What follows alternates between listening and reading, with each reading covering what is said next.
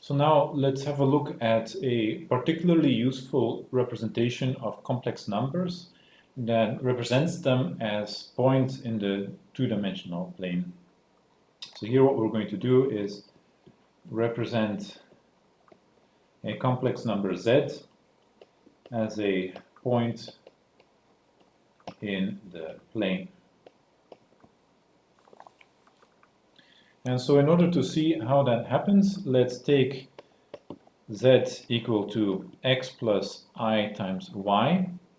And now let's take the real part of z, which is x, and let's take the imaginary part, which is y.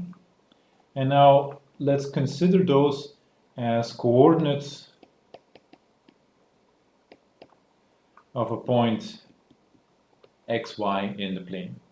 So in other words, what we do is, if we take our axes x and y, then we basically represent our point z by the point where the x coordinate is x and the y coordinate is y. So this is z equal to x plus I y.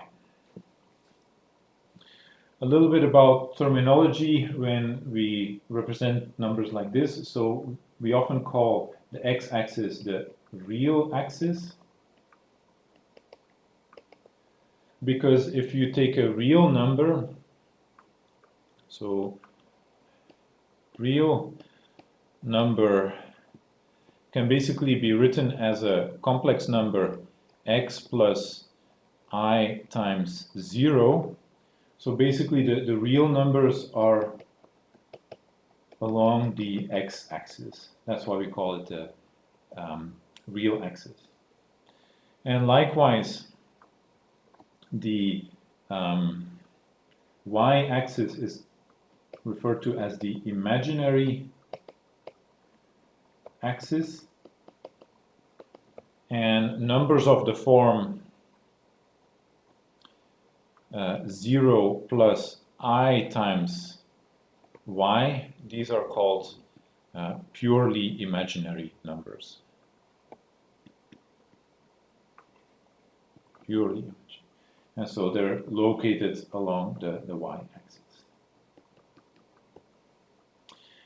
And the two-dimensional plane, if we talk about complex numbers in the plane, we refer to the plane also as the complex plane, and sometimes as the Argand plane, after a French mathematician. But we'll mostly talk about the complex plane. So let's just see a couple of very quick and hopefully straightforward examples. So let's take a number of complex numbers. So let's say z1 is equal to 1, z2 is equal to 2 plus 3i, and z3 is equal to minus 2i, and let's represent them all in the plane. So z1 is a real number, so it's going to be somewhere along the x-axis. So if we denote this by 1 unit, then this is z1 is equal to 1. And then z2, 2 plus 3i, here we have 2 along the x-axis, and then 1, 2, 3 along the y-axis. So here we have z2 equal to 2 plus 3i. And then z3 is negative 2 times I, so it's a purely imaginary number, 1, 2 units along the imaginary axis, and here we have z3 equal to minus 2 times I. So nothing too difficult, just coordinates of complex numbers. And as a follow-up, let's also look at not just numbers, but let's take an area in the complex plane that we call S. So let's say S is all the complex numbers for which the real part is less than or equal to 1. So in other words, it's all the complex numbers z x equal to z equal to x plus iy, such that x is less than or equal to 1. So for that, in order to graph where that area is, here we have real part real part equal to -1, and our area contains all the numbers with real part less than or equal to -1. So our area is the shaded area in the plane here. So this is our S.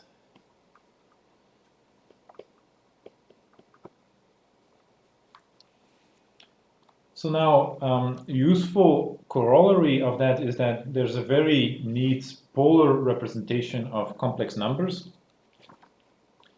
And to see how that works, let's again take our representation in the plane of a complex number. So here we have z equal to x plus iy. And now let's define some auxiliary quantities.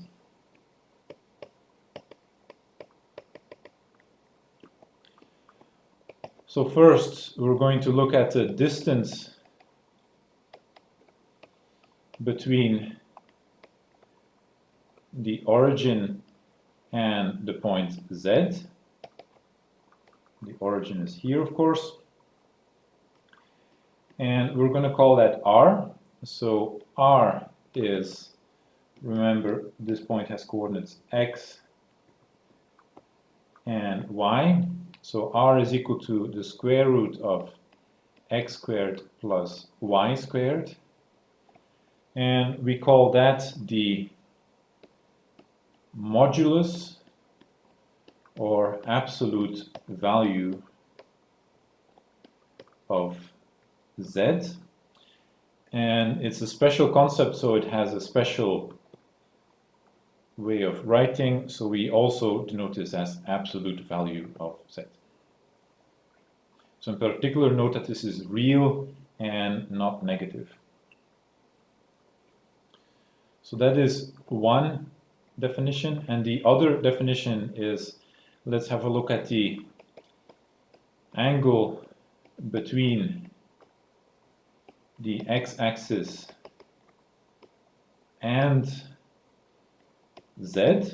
So by this we mean, let's take this angle right here, and let's call that theta.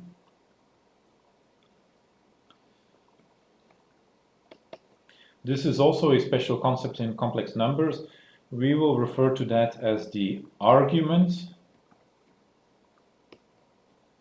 of z, and we'll denote this by arg z.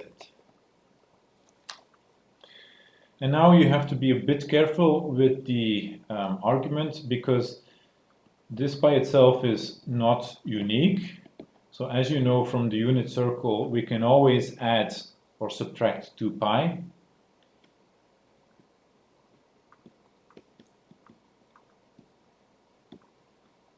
So we have to be a bit careful with how we define this. In order to make this unique, we define the principal argument to be the choice of theta such that arg z is in the interval minus pi plus pi. So we can always add and subtract 2 pi, and we add and subtract 2 pi until we get something that's in this range. So note also that if we take the tangent of theta, or the tangent of the argument, that is given by the opposite divided by the adjacent side, so it's y versus x, and this is a useful relation that we will refer to later on. So with these conventions now, we can define the polar representation.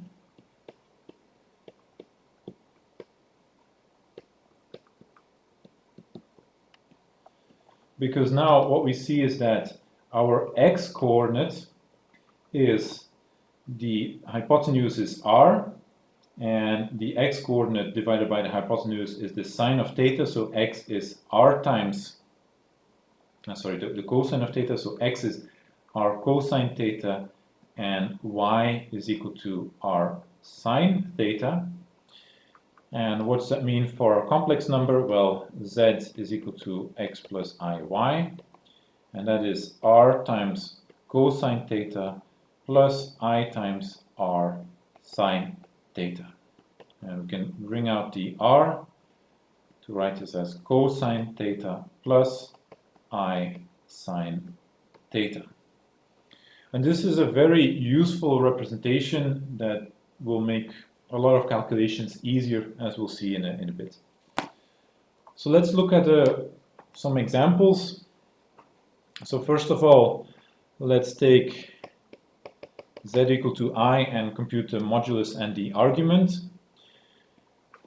So if we look at the complex plane, z equals to I gives us a number on the imaginary axis. And from that you can see that the modulus is 1 and the argument is pi over 2, because this angle right here is pi over 2. So then for the second example, z equals to 1 plus I. So again, if we make a quick and dirty sketch, we get basically a point that's on the first bisector, this 1 plus I. And so for the modulus, we get that it's the square root of 1 squared plus 1 squared, or the square root of 2. And the argument, 1 plus I, is pi over 4, because as you can see from the figure, this angle that's enclosed is pi over 4. So these examples are easy to just see from the unit circle. Let's do one that's a bit more difficult. Let's take z equal to minus square root of 3 minus I and compute the modulus and the argument. So modulus is easy. You just take the square root of the x value squared plus the y value squared. So it's the square root of 3 plus 1 is 2, square root of 4. That's just the formula. But now the argument is a little bit more tricky. So for that, let's again represent this number in the complex plane. We have that the x value is minus square root of 3. The y value is minus 1. So the number here is z in the third quadrant.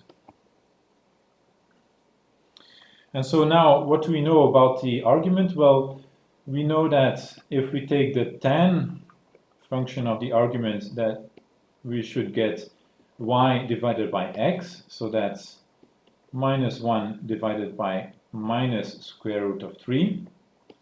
That's 1 over square root of 3. And so we get that the argument is theta. And so, by the way, remember that 1 over square root of 3, that's tan of pi over 6. So if we solve this trigonometric equation for theta, we get pi over 6 plus k times pi. And now remember, we want the argument to be within minus pi to plus pi.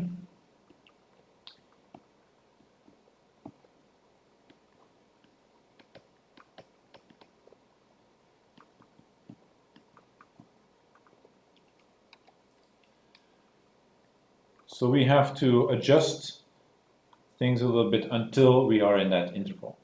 So here we can achieve that by saying we can choose that k that we have as degree of freedom. K is equal to -1, and then we get that arg z is pi over 6 minus pi, so it's minus 5 pi over 6. And if you look back at the complex plane, basically minus 5 pi over 6 is this angle right here, minus 5 pi over 6.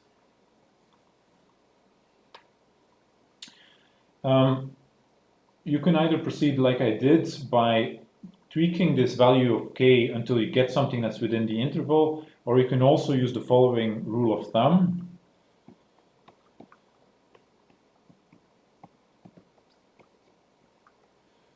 So first of all, if x is bigger than 0, then the argument of z is just the inverse tangent of y over x.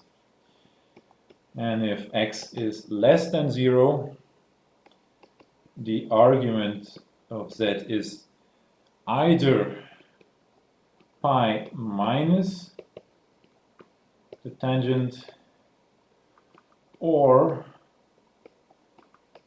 arg z is minus pi plus the inverse tangent of y over x. And you have to choose whichever gives you a value in minus pi plus pi. I prefer to just use a trigonometric equation, but you're free to do as you think is best.